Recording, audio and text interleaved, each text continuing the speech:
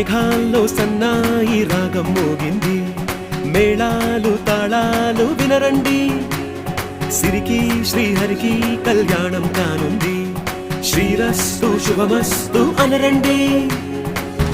అచ్చ తెలుగింట్లో పెళ్లికి అర్థం చెప్పారంటూ, మెచ్చదగు ముచ్చట ఇది అని సాక్ష్యం చెబుతామంటూ, జనులంతా జై కొట్టేలా జరిపిస్తామండి.